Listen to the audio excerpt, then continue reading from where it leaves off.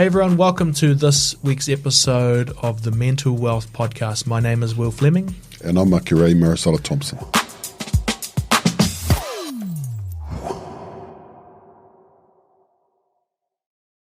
Hey everyone, welcome to another, I say it every week, Ray, amazing episode of the Mental Wealth Podcast. My name is Will Fleming. My name is Akire Maricela Thompson. And let's get straight into it. We are joined in the studio by another outstanding person. Joe, what's up, bro? What's up, Buzo? Hello, talofa. Great to see you guys. To get the ball rolling, brother, I won't steal your thunder, but for our audiences who haven't met you, who is Iosefo Fa'afiu? Who is Iosefo Fa'afiu? That's a good question. I'm still trying to work that out. My actual name is Iosefo Fa'afiu. I was born in Samoa in 1980, and I hail from the villages of Satu Lufi. That's my father's village, and then Whalepunga is my mother's village. So nice. We came over in 82, my brother and I, and our parents, to the land of flowing with milk and honey, as they call it. And yeah, so we came over, and in the 80s, just after our grandfather came over, and he had come over to kind of learn the land and understand what it was all about. And yeah, and so we came over, part of that migration over to Aotearoa, New Zealand. So obviously fast forward to now, and I'm a father of 6 boys. Nice. So that's a massive jump. Yeah. Father of 6 boys and married to my beautiful wife Lydia, who's half Tongan, half Scottish. And we live in our own home in Māngere at the moment. We're hoping to sell up, hopefully, and move out further to where you guys stay around the deep south of Auckland. Yeah, blessed to be able to do what I do, serving the community wherever I find myself. So, yeah, there's probably more we're going to talk about, but that's kind of the nutshell of. Yeah. Hey, but no wonder why this guy is an outstanding man. He's from my district in Samoa, Anua Ma. Oh, nice. Yeah, yeah. Lufi. I'm from Lufi, next door to Whalepunga. So you got the Church Theological College there, in between Lufi and Whalepunga. There we go. So there we go. That's the connection. Accent's the same. Yeah. Fresh. Keep it fresh. Keep it fresh. Joe, we're going to go into a bit about, I guess, mental wealth and what that means, but you mentioned your grandfather coming over to kind of recon a little bit of Aotearoa. I guess, what do you think the plan, what do you think he hoped for you? I think, like any person that comes over, they're always looking for a new chapter, a new start. And so our grandfather came over with the whole hope of actually starting a new life here. His wife had passed away, my grandmother. I've never met her or I've never seen photos of her. But obviously for him, he wanted to make sure his sons had a fresh start. So he came over, recon, 70s. He got sent back for the dawn raids. Then he came back under a different name, which is our family name now. So my original family name is Setefano. So that's our surname, Setefano. But my grandfather changed it to his name, which is Fa'afiu. So that's the name we carry now. So the bit of lots of history behind that. But yeah, I think it was hope for any of his children or grandchildren is that they will receive more of what, I guess, more than what he had in his lifetime. And that's the hope for any person, is that the generation after you will get more of whatever comes their way, in terms of blessing or opportunities as well, And that's a big word for Pasifika when they come here, opportunity. Yeah. So yeah, for him, the opportunity was given to all his children, his sons and their families. So it's an awesome, hopeful message, because you often wonder the people who took the original, well, not the original journeys, but like I guess our grandparents and parents, what they had hoped for. And I don't know, I see a bit of an interesting predicament too, because we're also in the age where suicide's gone up.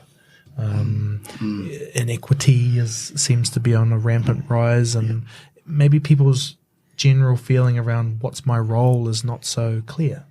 And so, although opportunity has been a huge we've all received opportunity. Yeah. But now I feel like these kind of podcasts are trying to be like, well, what does that mean? Yeah. What's the next step? Yeah. You know, so I don't know. How do you navigate that, Joe? How do you navigate kind of knowing where you come from, but trying to forge forward onto where you're going?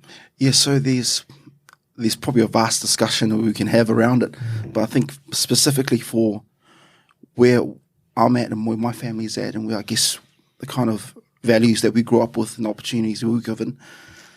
Like anyone, my parents worked hard, like your parents as well. They worked hard to actually make sure that you had enough on the table, but also there were opportunities presented. So we were given opportunity through education. So that was our big opportunity. My older brother has this word, education is the equalizer. Like, it doesn't matter what color you are. If you get a good education behind you, you can actually help yourself, boost yourself up into those ranks. And so we were given the opportunity to go to very good schools in terms of education, perceived education, out in East Auckland. So, and my sisters also. So obviously going through that, you had to be at school. So one of the big things is that we needed to make sure that we were there, that we weren't truant, that we were committed to that. And I think we look back and we look at our parents and go, I don't want to waste their sacrifice to actually just do my thing. I want to make sure I'm making the most of the sacrifice that was laid down so we can actually have an education like that. So, yeah, so that was an opportunity for us. The thing is that later on in life, you know, you kind of go through those things, you learn a lot, you graduate and all that stuff. But it's like, what do you pass on? And the great thing is, my wife and I have partnered in that with our boys, and so from an education point of view, I'm very high on education for my boys. So I actually make sure that they are at school, make sure that they're actually doing as much reading as they can, and much mathematics as they can, and also finding a space for them to grow as well in terms of sports, being part of and be involved in group sports, but also giving them opportunities as well through education that we can. And they've done well for themselves. So yeah. Just you kind of touched on a bit actually about some of the successes. Basically, or essentially, you're standing on the shoulders of the sacrifices that your your grandfather or grandparents have had. But I just want to track back a little bit the pre-migration phase, because new country. New things, new ways of doing things. Yeah. That yes, we talk about, opportunities for the kids, grandkids, but there must have been some huge lot of risks that they just sort of totally flew over their heads. But obviously the return of investment they knew, or I guess what I'm trying to say is that, sorry, they must have had a lot of faith that something was going to work out. Given that Grandad had already been sent back, they must have had a lot of faith on what was waiting here for you guys. Can you talk about that a little bit? I guess when they came over, especially starting with my grandfather, then my parents came over with us in the 80s, early 80s. I think for my granddad, there was no turning back. There was like, I've got to put a stake in the soil and go for it, really go for it.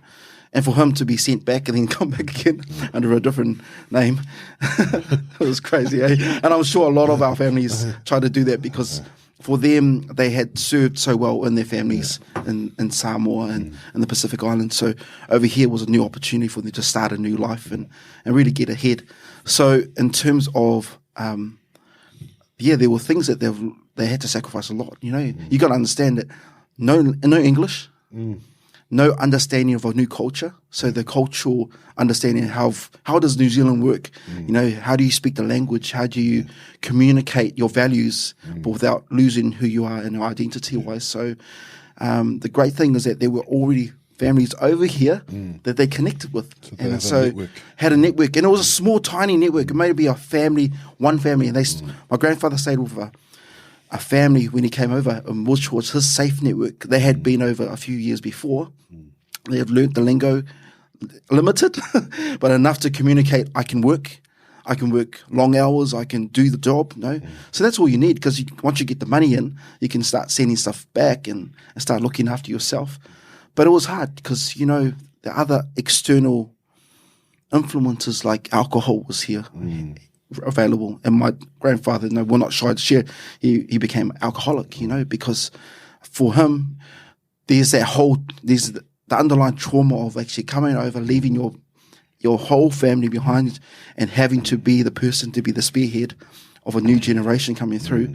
And so there would be a lot of sacrifices. And sadly for my grandfather, one of the biggest ones was his health and his own well-being, to actually look after himself, because you get caught up in all the social networks, and your sense of belonging comes from being with them, the guys drinking, But, at the end of the day, we look back and we're just so grateful for him, Obviously, we've learned lessons, but it's those opportunities he made. And that's why we look back and we go, I'm not going to waste that, and I think that's one of the big things I tell my kids: don't waste the opportunities because it's someone else's sacrifice, and we just got to move forward in that. Man, it's also a story of stress management too, right? And Ray, you've talked about it, that you don't remember seeing people being violent until coming here and not understanding why you keep getting pulled over and not having a license and not even knowing, and that we're really talking about people under extreme amounts of stress, as we are today,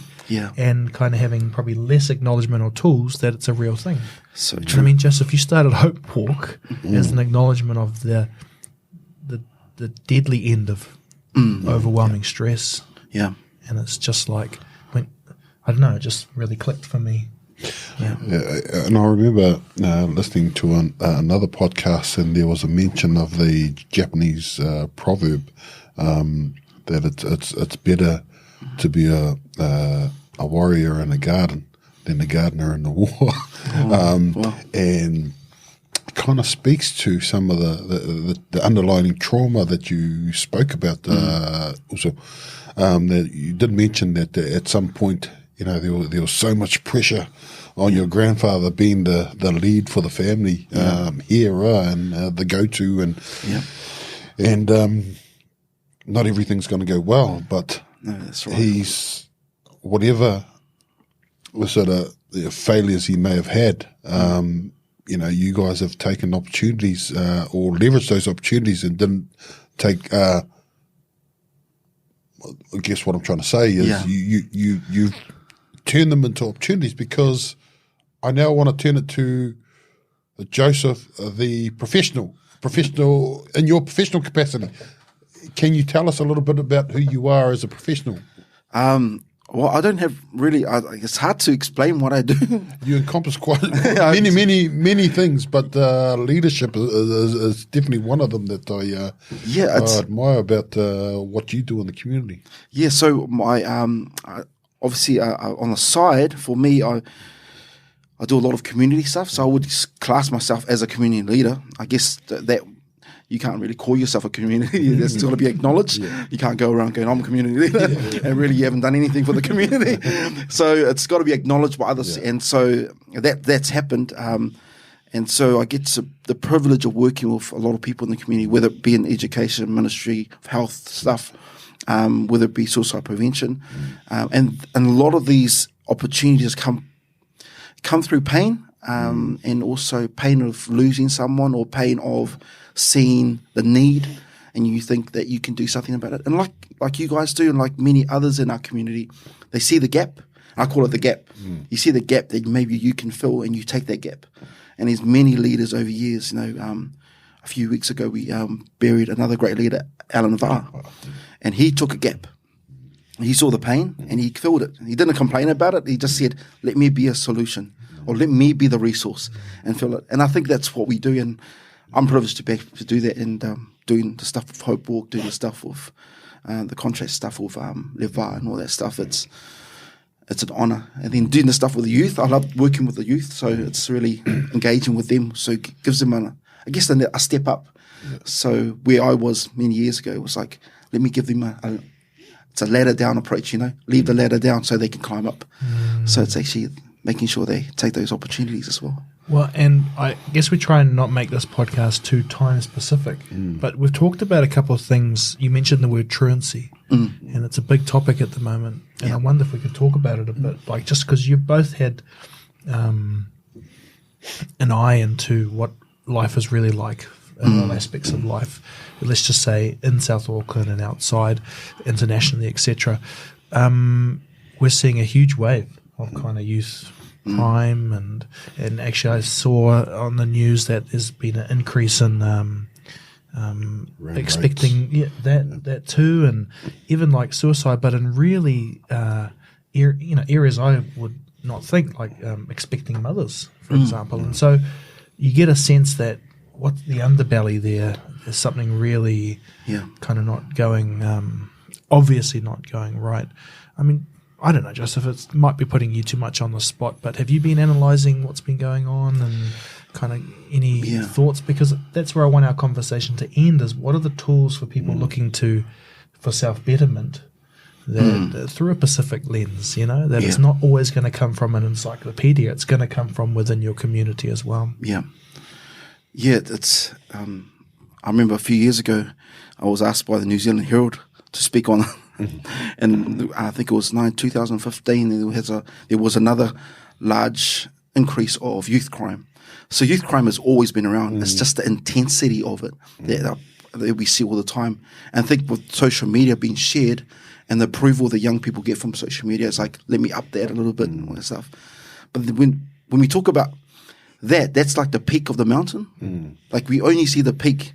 So how did that peak get there? And there's a lot of generational, intergenerational stuff that we don't really talk about. That you say, so an example is OT came out, Oranga Tamariki, say, we know these kids, they're in our system. So somewhere along the line, it's really, there's a breakdown of actually, how do we help them, And Ray could speak more, he's been, that's part of his last chapter, of his life, dealing with some of the youth crime and things like that. So for me personally, it's really, presently, what can I do with the youth now that helps them not get to that place? But at the same time, what do we do the last 5-10 years that actually could have helped stop some of the things that we see now? And Joe, what are some of those things that you're doing preventatively with youth?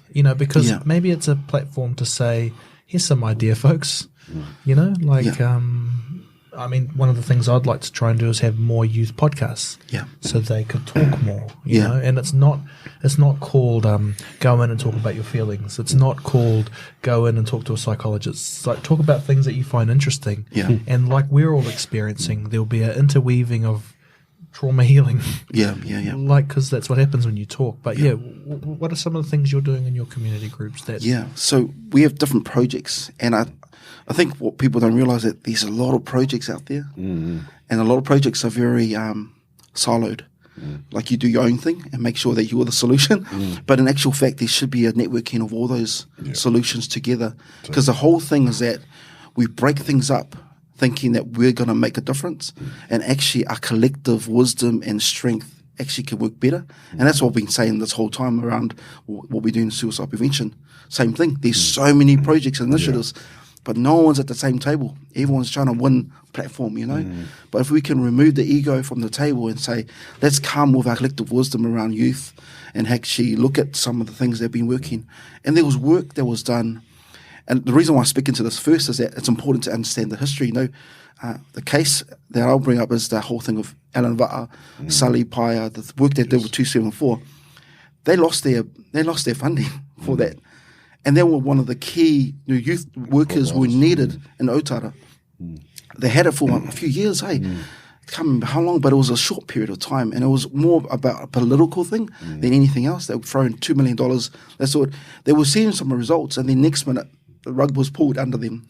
So it's those things that, you think if we can get all these people in the same room instead of putting your theory on it, because everyone's got a theory. So many experts today. There's so many people on TV that are now experts, But if we bring all these so-called experts in one room and say, what are solutions? What can we talk about? And all I can do for my neck of the woods is help. We have a confidence course, and it's called, and it works towards public speaking. And it's around storytellers, so we call it storytellers. And all it is really giving confidence to kids about speaking in public. So that's the role that plays.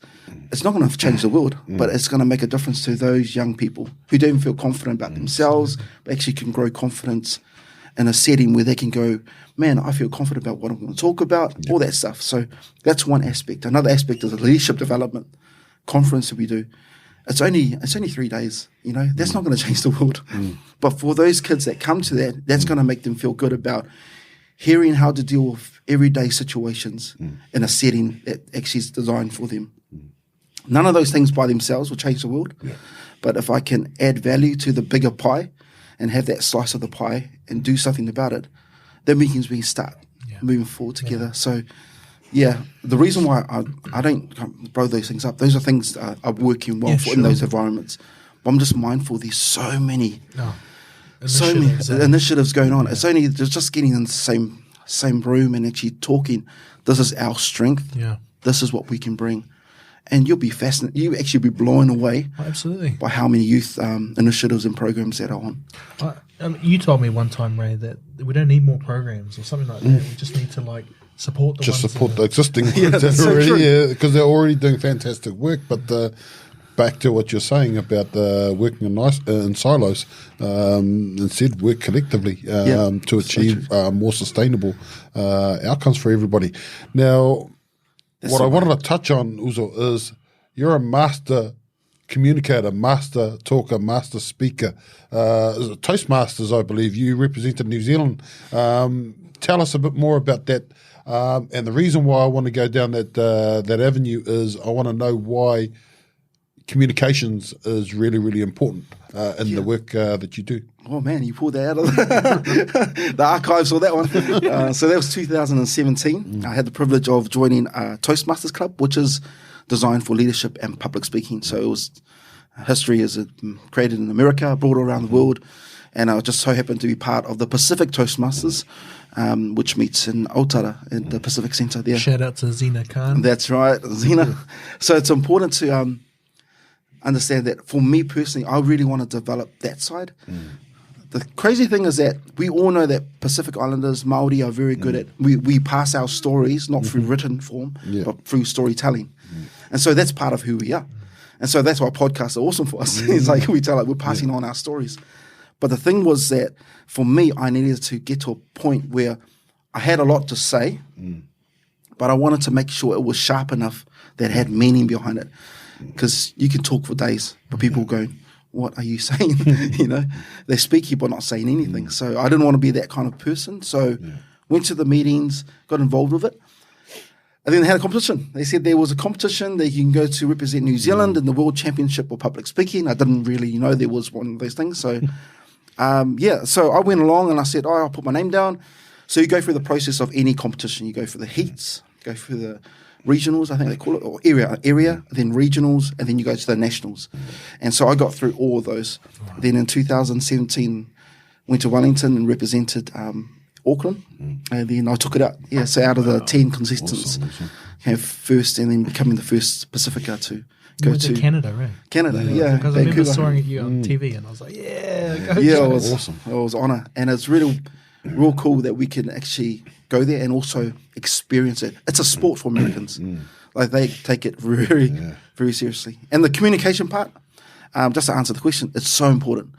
We find today that our kids are saying a lot, but they're not communicating clear enough of what they need. And so from my perspective, for my boys, I try and get them to communicate what they need because they got some stuff they want to talk about, but yet they don't know how to communicate.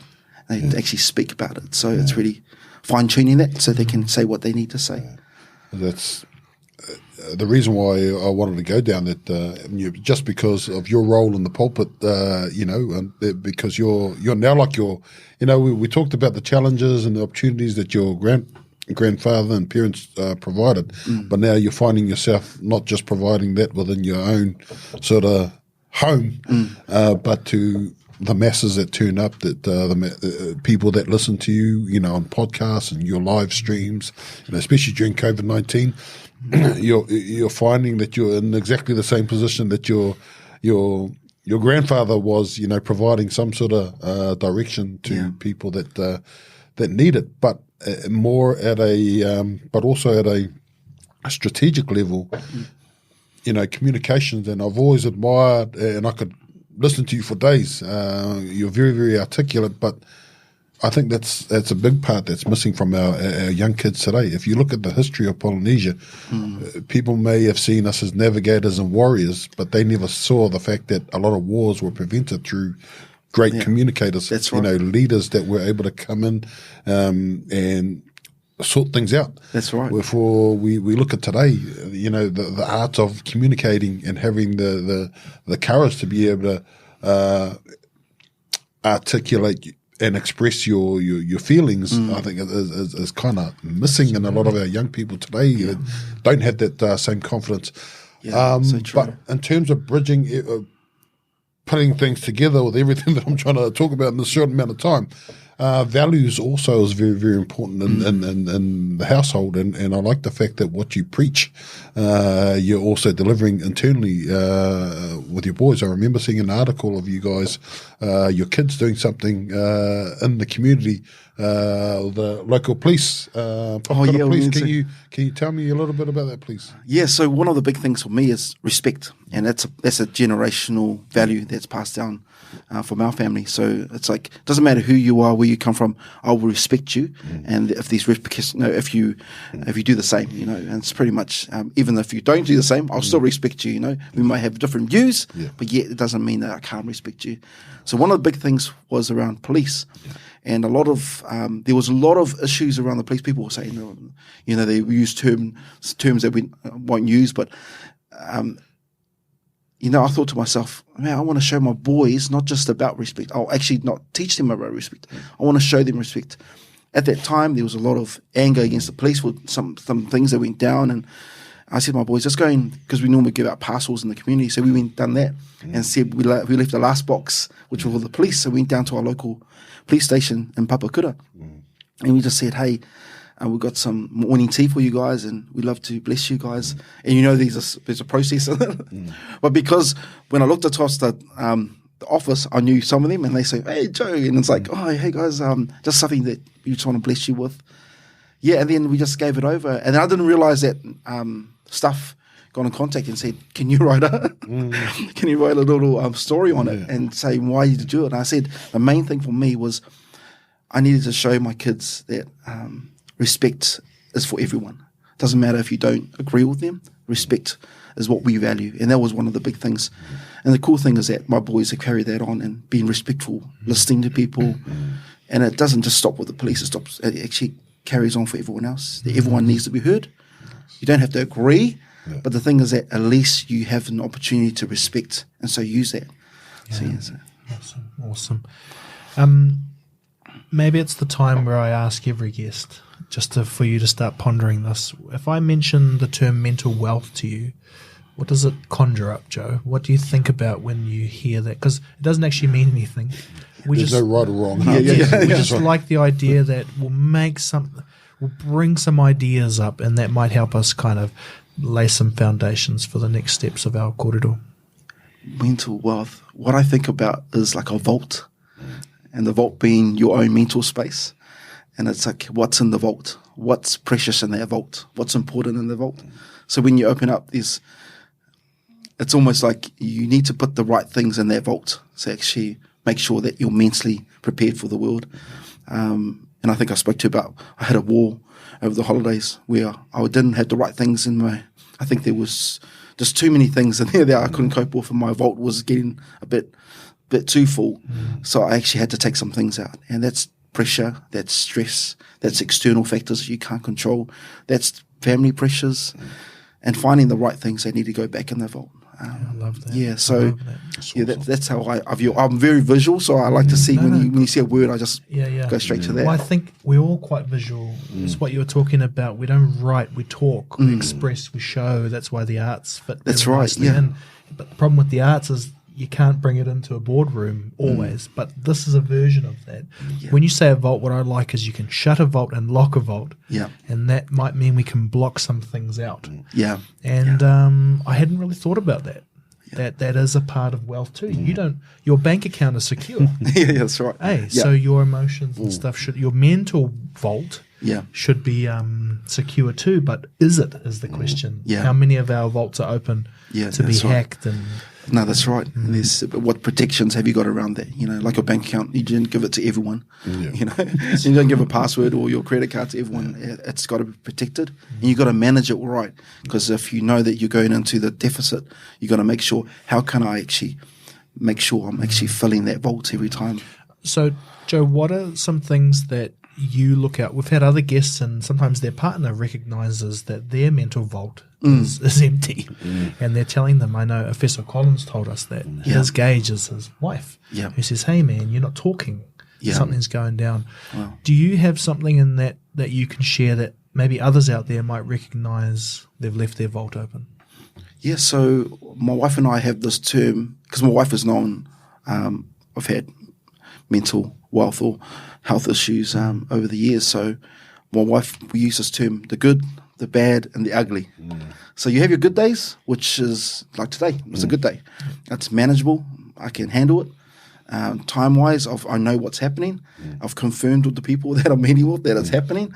And also I can manage it myself. I can get there, and it's okay. So it's a good day.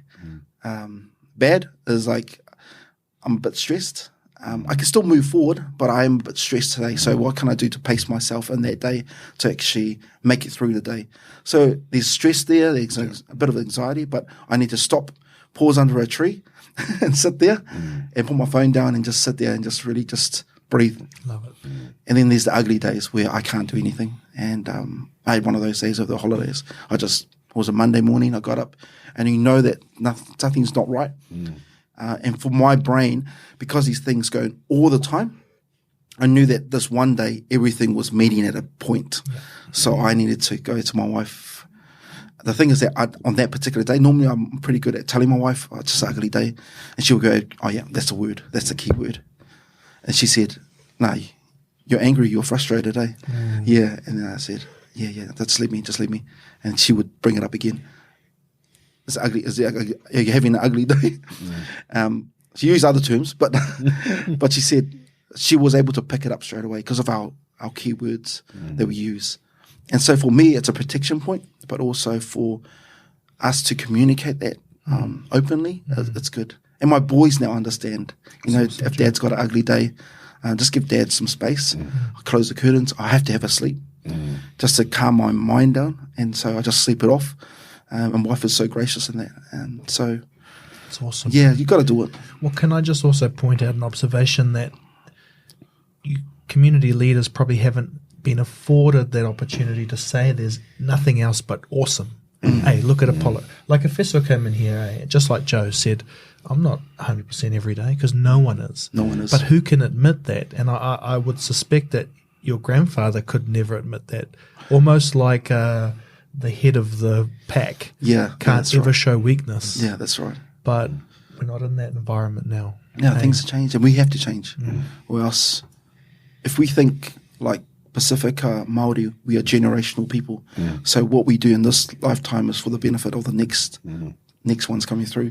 So if I don't do that now, I've learnt from my parents and my grandfather, if I don't do it now, my boys will suffer. And because I've got all 6 boys, as the role model, as a male role model for them, they need to see Dad vulnerable, but also at his strongest points, but also at a place where he can be open about. I love that, Joe.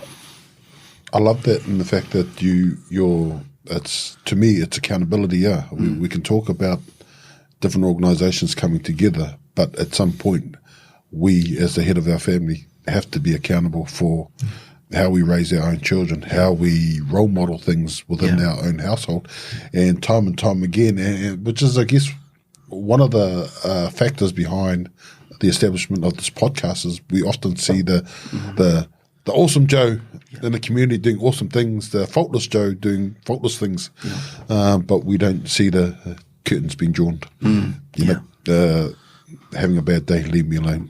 Give me some time to sleep. And I think that there is showing our vulnerabilities, I think, and accountabilities is also quite uplifting and can be empowering to others who probably sit back and think, oh, I can't measure myself up against No, that man right. because he's always doing good things, always in the media. Won Toastmasters in New Zealand, but I think it brings that. It's kind of like what you said around education is the equalizer. Showing our vulnerabilities is also an equalizer. Can be the springboard that allows that person to say, "Oh, okay, well, Joe had a bad day. We're on the even playing field. And maybe right. I can pick myself up after my sleep or after, when I come out of this, there is light at the end of the tunnel." And on that note, Uzo, thank you very much for No problem. dropping those gems for our listeners and for us as well, because just because we run a podcast doesn't mean we have our own demons. We have our own demons, our own blind spots, and it's always encouraging and uplifting for not only for the wairua, but just to be able to take those gold nuggets really and apply to my own daily life, because challenges are always going to be there, and having the right resources or the right things in the vault, as you mentioned, also will help get us out of some of those dire situations. That's right. Absolutely. Joe, what's the best way people can follow your journey if they wish to engage or learn a bit more? I mean, I definitely want to learn more how I can get my two boys into a bit more how can they communicate? Because you really resonated with me when you said they're talking to me, but they're not getting through. Even in their, they'll talk to me when I said you did that wrong. They'll just be like, okay. Yeah. So they're not really saying anything, but they are. Yeah. Anyway, that's too personal. I'll talk to you off camera, but how can people follow you and join the journey? You just follow me on Facebook, Iosefo Fa'afiu on there, or Instagram, Joseph Fa'afiu. But I'm just one person, part of the many. So follow the right people so they connect with you. So I'm just one of many. But that's how you can follow me on social media. Beauty, man. Hey, thank you very much for taking up your valuable time to come and share your story and some wisdom for us. And Uzo, I know you mentioned earlier on that you're not a community leader that has to be endorsed, but I think you should know by now that the community wide and far have endorsed you many, many moons ago, and I can speak on behalf of them to say thank you very much for everything that you're doing in the community, and also for being accountable at home as well, ensuring that those values are there for your boys, so that when Joe moves on to the next life, that they're prepared. And I think you're doing a wonderful job with that, and I'm sure your grandfather and parents are very, very proud. Not just you, I see your siblings are doing well as well, and thank you for everything that you're doing also, and thank you again for joining us today. Thanks, Ray. I really appreciate it. Thanks so much. Awesome, brother. Well, thanks everyone also who joined us on this podcast. And you can follow Joe, check him out on Facebook, and you can follow Ray, A&K Thompson Limited, and Campfire Studios and Foundation North. Thank you again for joining us. And that was a good one, Ray? Awesome. Let's go and have some lunch, I like it. Carb free. No. Yeah, low carb, high fat. All right, take care, team. No sugar. Thank you. Thanks, guys. Thank you so much. Thanks so much.